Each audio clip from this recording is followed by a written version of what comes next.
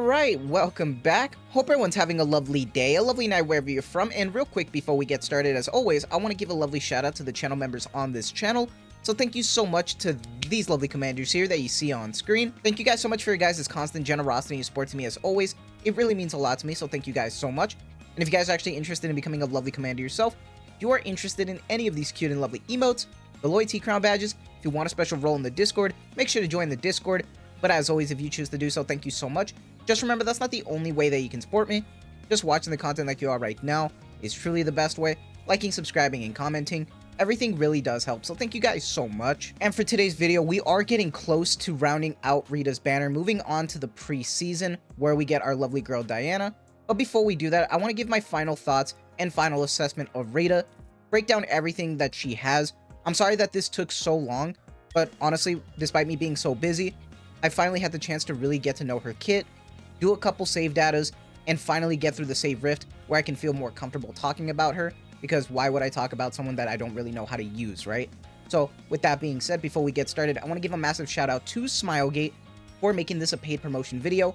Without your guys' constant support, I wouldn't be getting opportunities like this, but as always, despite this being a paid promotion video, all of my opinions are of my own, so if there are any critiques, Smilegate can't make me say anything that I don't want to. Everything is of my own opinion. Now, with that being said, let's get started. And first things first, let's just talk about this lovely wallpaper, alright? One of the best looking wallpapers. I think it's really cute, alright? Like, there's some goats out there with, like, Serenial and 9, but I think that they did a great job with Rita's wallpaper. I like it a lot more than Typhara's, personally.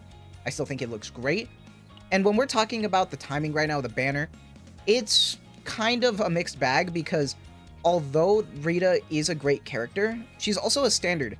All of the characters that we've had have been standards, and we are slowly basically waiting for the next limited. And it doesn't look like Diana is going to be a limited character. She looks fantastic, definitely going to be pulling, but I don't think she is a limited character. So keep that in mind when you're trying to figure out if you're trying to pull for a certain character or not. We are still dealing with standards. We don't know when the next limited is going to be. I don't know if they're planning to do it for summer or the half anniversary. However, they're timing it. Maybe the first unit of Season 3 is going to be limited to time out with the actual half anniversary. We'll see. And when it comes to the partner, Ivy is a very good partner of hers, but as you can see later in the timestamps wherever you go, there is a free-to-play option that's arguably just as good, if not better, in some circumstances. So I definitely think that she is not needed. She's fantastic, but this could change, especially when we get the combatant partner buffs that were last discussed in the dev notes.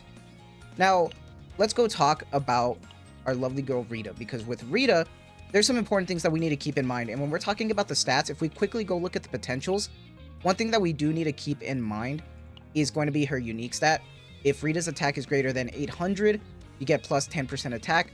So make sure that when you are focusing on stats, make sure you get that attack at 800. She can be a very, very solid DPS. So bonus points if you want to get that crit to 60%. I did, and it was a pain in the ass, but I managed to do it, so not bad overall. Now let's get to the big meat of this video, and let's start talking about her cards. Now, first things first, with her starting cards, Time Acceleration and Rewind, you could obviously get rid of Rewind right off the bat.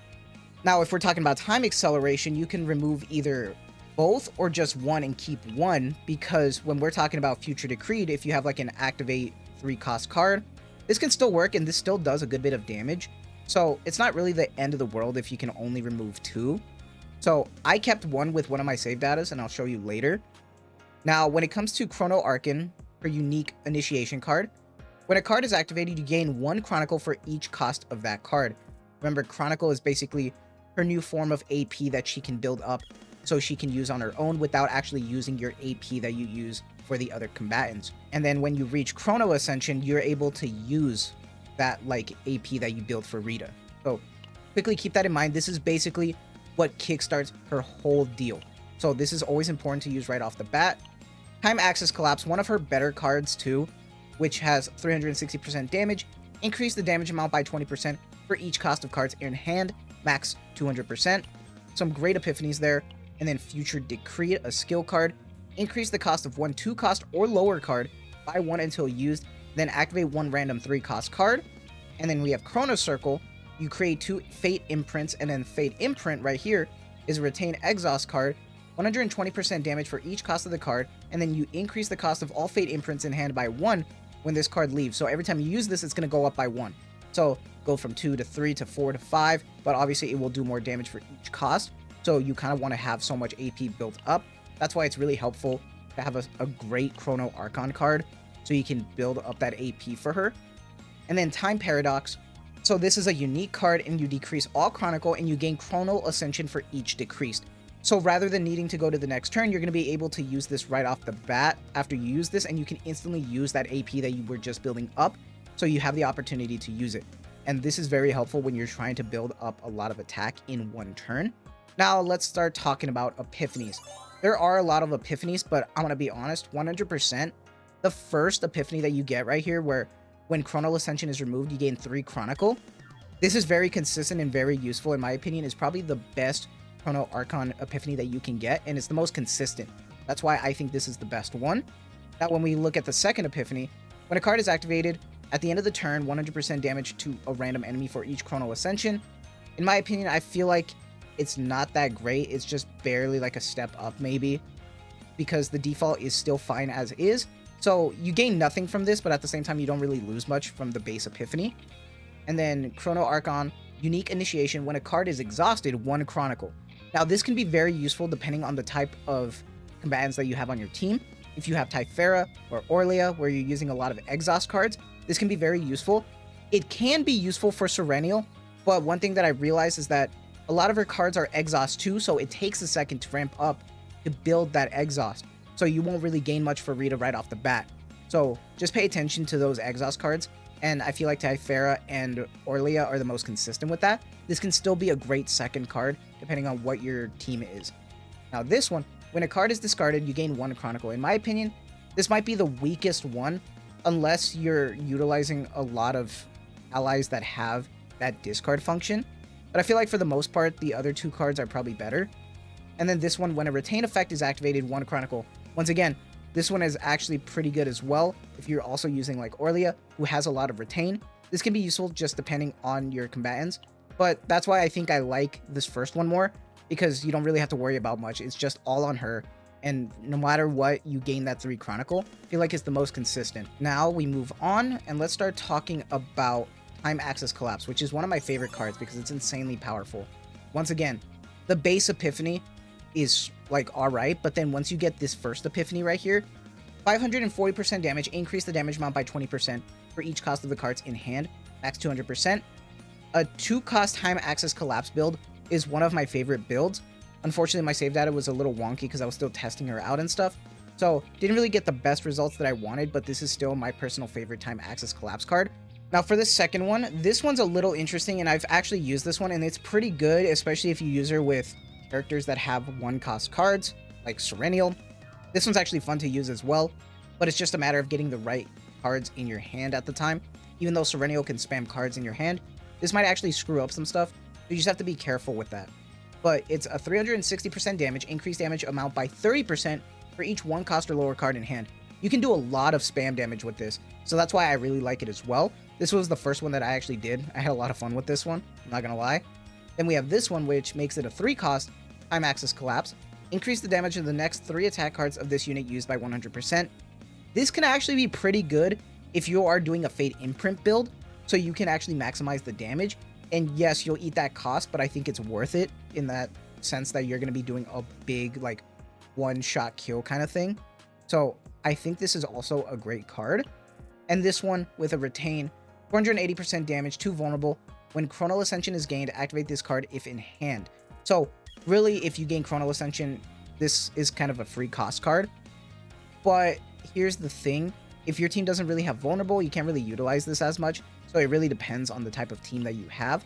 And then this one, 300% damage, change the cost of all Fate Imprints in hand to 4. This one can also be okay as well if you have the AP cost and you want to try to maximize damage fast. This one can as well. I think I prefer the other one though, and this one just for straight DPS if you're going with the Time Axis Collapse build. And then when we get out of here, let's take a good look at Future Decreed. Future Decreed can be a little bit messy. Honestly, you can't really go wrong with this one just because her base one is kind of whatever, but now that it's a 0 cost, it's like you don't really lose much.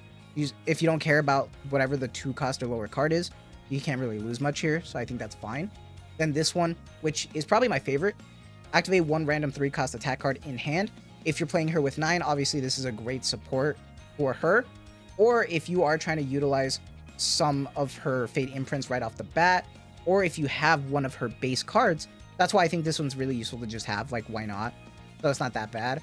This one, activate 1 random 3 cost attack card in the draw pile, and it costs 3. This one's not as bad, but also still a 3 cost, so you just have to be careful. This one's also really good, even though it's a 2 cost. You activate 2 random 2 cost cards in hand. If you are doing a time access collapse build, I definitely recommend this card. I think that's going to be your best bet. And then a unique 3 cost. When a card whose cost is increased is used manually, 300% to a random enemy. I feel like this one's probably the weaker one. I definitely think the others have more use case, but you can argue that this one has some instances where it actually can be useful. But in my opinion, you know, if you don't really care for this, the 0 costs are definitely going to be your ease of access when trying to build her. So you can't really go wrong. And then Chrono Circle, in my opinion, once again, this one, the basic first Epiphany is going to be the best one. You create 3 Fate imprints, and especially if you copy this card, you're able to constantly have Fate imprints so you can keep doing damage with Rita if that's your goal of the build. Now we also have this one, which is a Retain. Create 2 Fate imprints and Retain, create 1 Fate imprint. So with a Retain build, you can actually do pretty good with Rita. You just have to make sure that you are getting the right Epiphanies like this one to help with that Retain cycle. And then we have a 2 cost Chrono Circle. When Chronal Ascension is gained, move all basic cards of this unit to hand. In my opinion, I feel like this is the weakest one, especially if you remove all the basic cards. It doesn't matter anyway.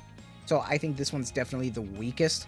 Unfortunately, I think I have a save data that utilizes that and it doesn't have the cards. So it's such a waste of a card that's there.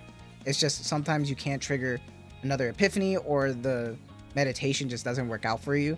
So it's kind of a shame. This one, select and exhaust 1 exhaust card from all cards, then create Fate imprint for each cost of that card.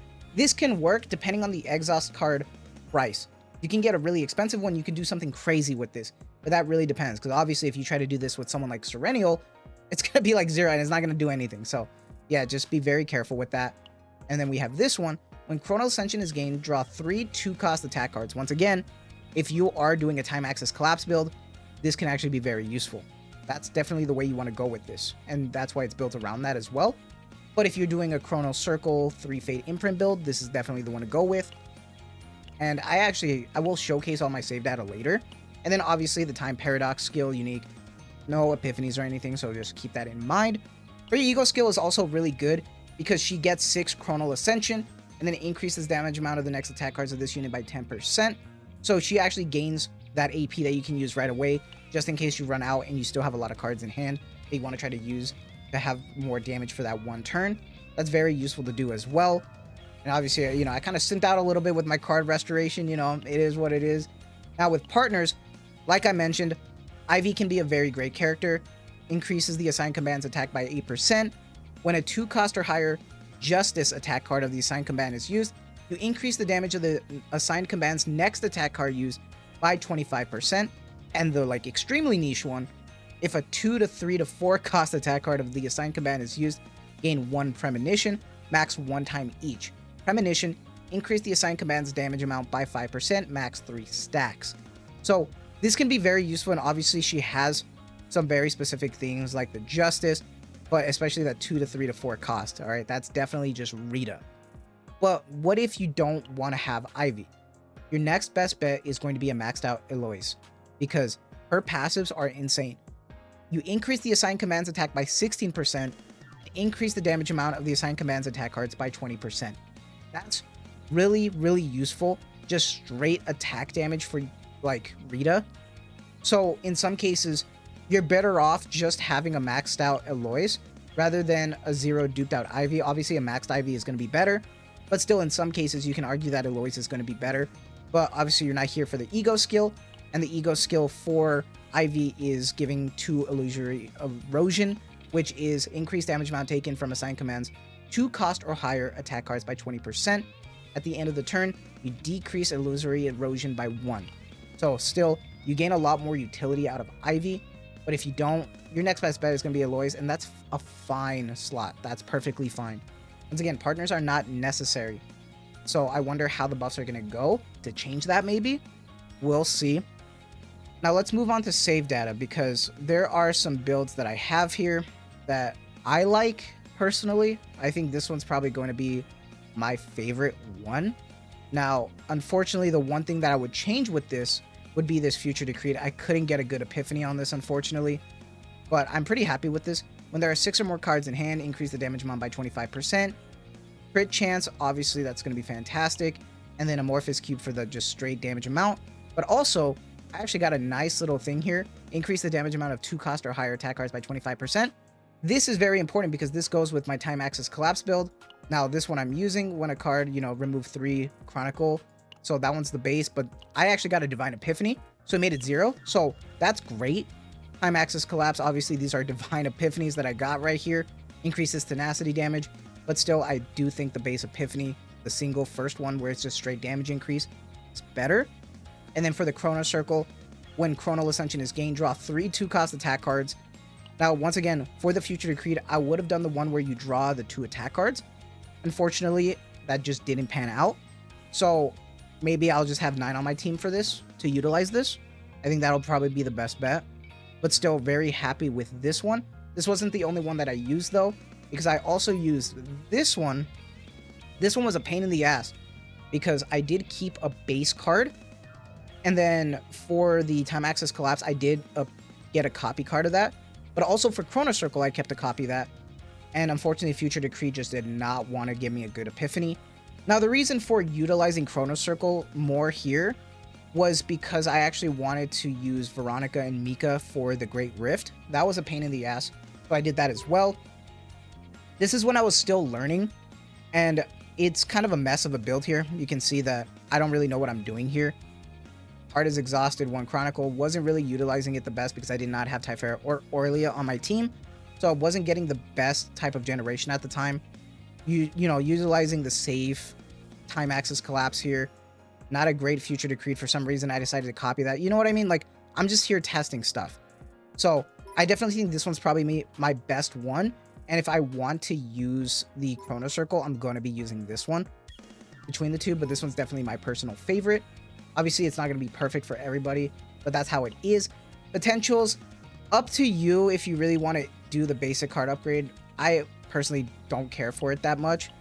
And the basic card proficiency, why not go for it? Obviously, try to max out the uniques if you can. Basic card proficiency if you want, but it's not that necessary. Definitely focus on the unique path like always. For most characters, I feel like you always focus on the unique path anyway, so that's perfectly fine. Now, for my memory fragments, I just went with the Safe 222 set. I'm using the Blackwing, Executioner's Tool, and Set Scarab. I always tend to just utilize this build. I think you guys are going to be seeing that a lot with my videos, just because it's the most consistent and easiest to farm. You don't really have to worry about it that much. Now, I've seen some people also use the Executioner's Tool and Line of Justice set. That can work as well, but for me, I was just trying to focus on getting that 60% crit, so that's what worked out for me. But it's all RNG, so depending on what helps you more, probably going to be your best bet. And then Ego Manifestation, as always, it is not necessary to go for any dupes for her. She's fine as is. 1 and 2 are definitely great quality of lives, because the Fate Distortion gives you a little bit bonus damage. And then following the effect, Chronicle is added to the Time Paradox. If 6 was decreased, you gain 8 Chronicle Ascension instead. Once again, just little quality of lives. This one is actually just a little boost for the Ego Manifestation. Another little passive here. And then your best bet is going to be at maxed out, where it's great. So either keep it at 0, go to 2, or go to 6. Very expensive for a standard, so I think 0 is just fine. Now, with all that being said, I am very happy with her. Honestly, the Great Rift was so difficult this go around that I needed to get a solid build and solid team down, because I was struggling with the second half with Golden Mane. It was very tough, and I barely managed to get 500k like yesterday, and that's when I decided I think I'm ready now to record the video. This was a definitely like tough one. This was very tough. I had to utilize like the team that I wanted to make this work, because holy shit, this was so annoying.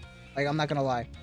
I struggled so much trying to figure out how to utilize a good team, and just focusing all on Rita was the best bet.